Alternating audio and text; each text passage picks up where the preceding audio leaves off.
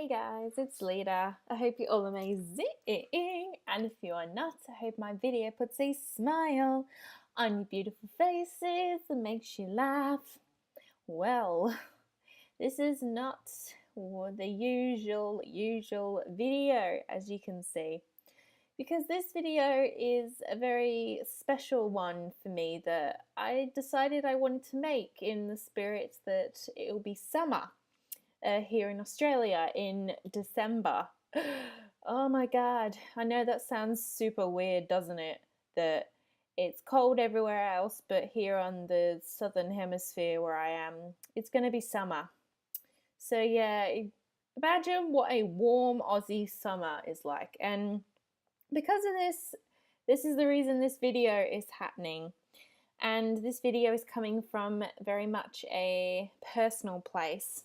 And what I'll be covering in this video today are 3 soothing aquatic anime that I really love swimming, I love the water, I'm a water baby, and I wanted to talk about these shows and why they mean so much to me. Hope you guys enjoy this, and this is completely new for me, this whole sort of video processing thing. Don't be too harsh on me.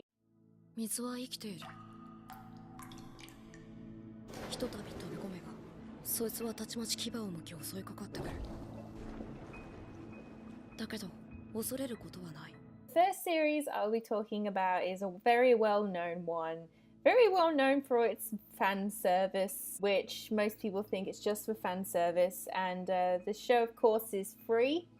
Iwatoi Swim Club, which is by Kyoto Animation, and Kyoto Animation surprised me with this show. I did watch Free finally this year, just only. Kyoto Animation got a bit of backlash with this show from articles I read in that it was a different direction they were taking, like going the fan service route. And honestly, after watching Free, I don't have that real opinion as other people do. That I saw something in Free that was completely different to what other people perceive it as, just to be fan service, just for female audiences, which I do not believe is the case. Free, to give a brief synopsis, is about a swim club which is formed, and consisting in that group is Haru, Nagisa, Makoto, Rei, and eventually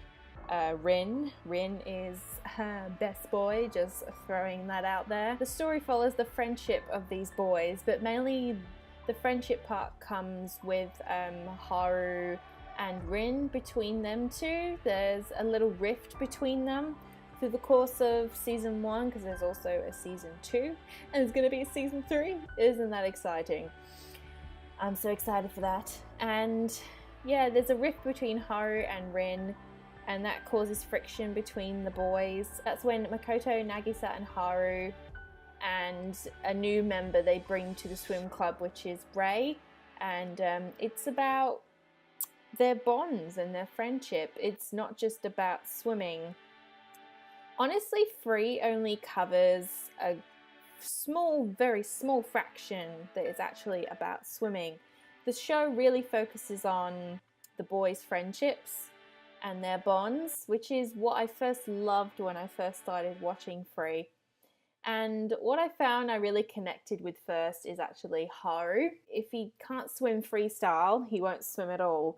And I think that's a great saying, honestly. He believed in his own way he wanted to do things, and I admired that about his character. But also with Haru, that he just really loved the water, and it just made me think about how I used to go swimming so often. It would be at least every Sunday, and I stopped doing that for probably the last couple of years, and it's only honestly till recently now that I've started getting back into swimming. I actually do some aquatic fitness classes, and I do lap swimming, and honestly I feel like Free has been an influence in that. And that I want to say that Free is definitely more than, as people perceive it to be, as fan service. There is fan service in there, yes, but it's like, to me, like good fan service. It's like, you know, makes you go, ooh, ah. But at the same time, I feel that Free is definitely more than that. It really focuses on the boys' bonds, and it's really, really touching. And when I got into the second season, it really elevated on that concept of friendship and bonds between especially Rin and Haru. You know, swimming for me is like a sanctuary. It escapes you from the world, and that's what Free reminded me of. Free is just such a fun watch, just something that you can just lose yourself in, and that's what happened to me. I just lost myself in it, and somehow along the way I discovered, you know, personal connection. So I believe that Free is definitely more than hot bods and fan service.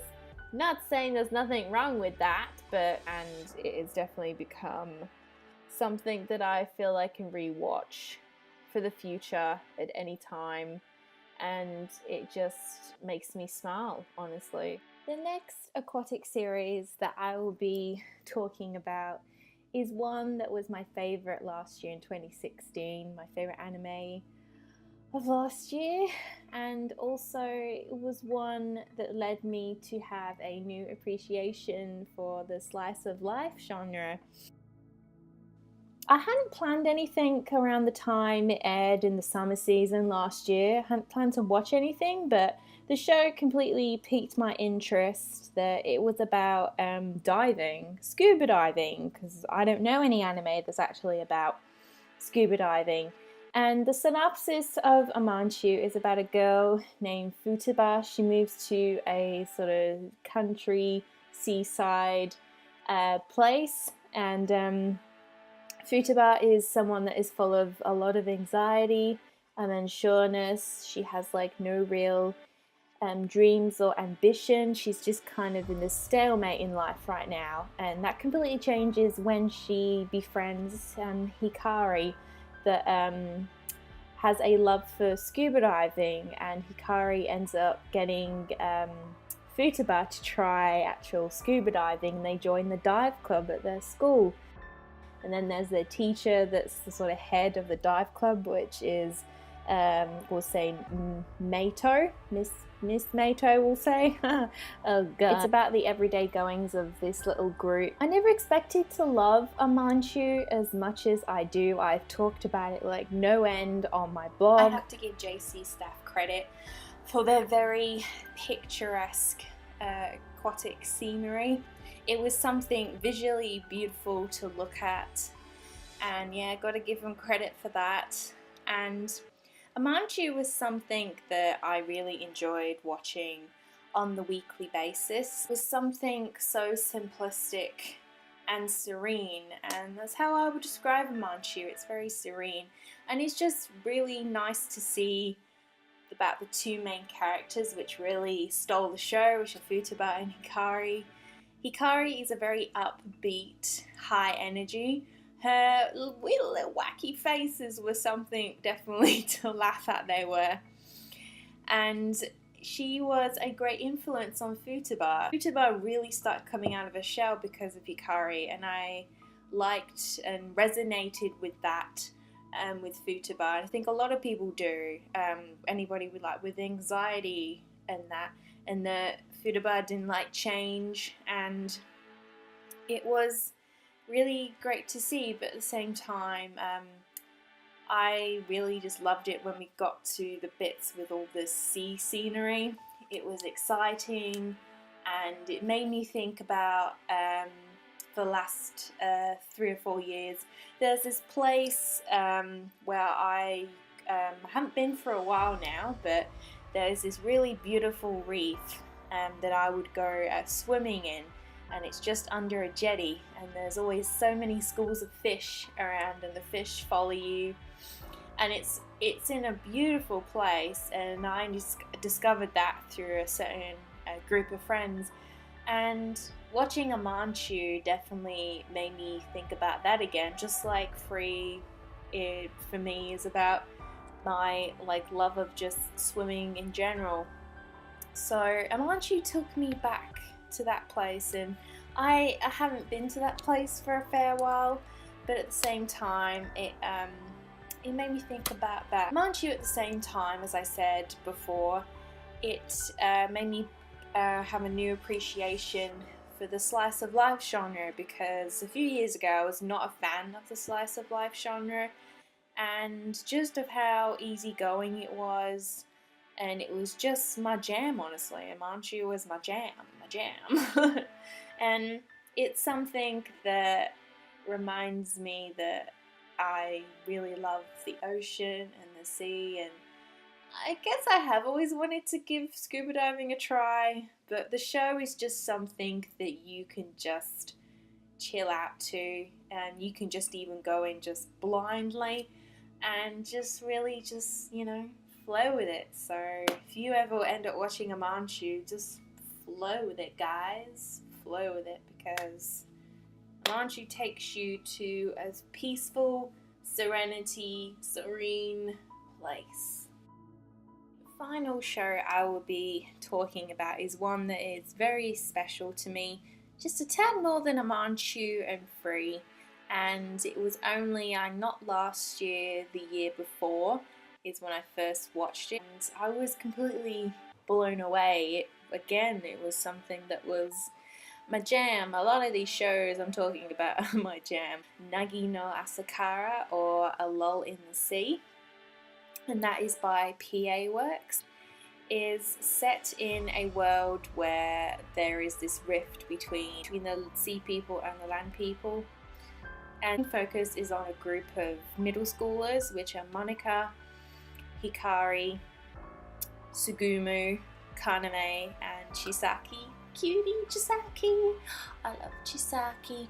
And their middle school, where they are, they're from the sea. They live in a village called Shishio, and they end up attending a school on land, which is totally out of their element. And the show really focuses on this group, of all their emotions, and there's a huge romance factor in here, because it's been well known to have said that it's like a pentagon of triangle love, kind of.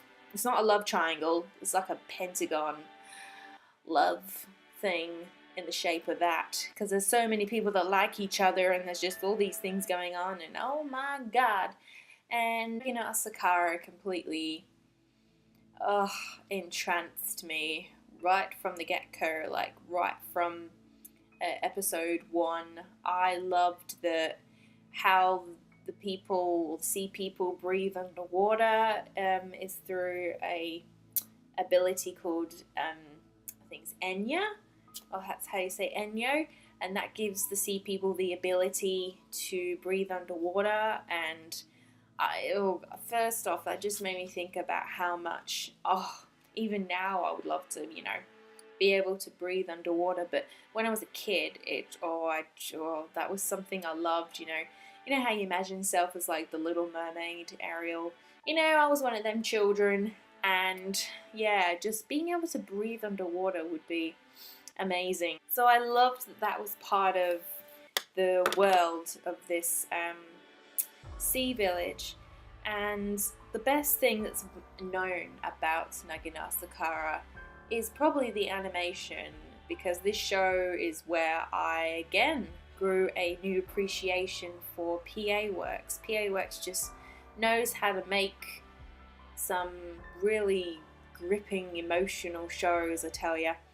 I've already dove into Saqqara Quest, which I've not finished yet, and also Hana or Blossom into Day, if I'm going to get the name wrong. They just know how to grab you with emotion. The animation is just, in my mind, it's flawless. It's just so visually beautiful to look at, and they just captured the world of the sea village Shishio and just the sea itself, and it just makes me like want to be there. What's really gripping about the show is the heavy emotion.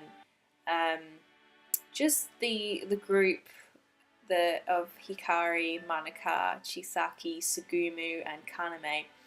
There is a lot of heavy emotion, being middle schoolers, and it's just heightened like throughout the whole series. and I'm not going to spoil anything, but there's like a twist that happens which I'm not expecting, and you get, each character has their own equal screen time. You get to learn their set of emotions, who they like, who they love, and it's a mixture bag really of romance. Like there's some unrequited bonds, and their friendship also are put to the test. They are as well, and it's like it is, you know, best to describe it. It is a wave of emotions. It is, and Nagina Asakara, I totally resonated with the emotion factor. Nagina Asakara, without a doubt, is something that I always recommend to people to give a try. It definitely has more redeeming quality. It's something that makes me think about the water, and yeah, I'm obsessed with the water, swimming. I think you guys have figured it out by now in this video. Nagina Asakara is going to have a special place in my heart, but along with the other shows that I've talked about, which Manchu and Free, all three of them all have the aquatic factor, and I also highly recommend you guys listen to the original soundtracks to each of these shows, because the real aquatic factor comes from the music, which I wanted to emphasize at the end of this. I've listened to all three of them, and they just really heighten the experience when you watch these shows, and they're definitely three of my favorite soundtracks. All these three shows are really special to me, and I'm glad that I could finally talk about them, and that I hope you did enjoy this. It's always great to try new things, but yeah, please comment down below if you liked how I did this video, and also tell me some shows that you feel very personal connection with, and some that you know you can re-watch and it just takes you back to a certain place in your time, in your childhood. I would really love to know that. And yeah, that's all I got now for you guys. I'm not sure when my next video is going to be out. I'm pretty busy over the next month. December is a very busy time for me. No, it is for everybody else, but for me especially it's busy, so I will try my best to get what I can out. And yeah, as always guys, don't forget to subscribe. And if you want to keep up with my anime antics, you can follow me on my blog, Lita Kino Anime Corner. And you can follow me on Twitter at Kino Reviews, where I am all the time. I'll see you guys in the next one. Have a splash!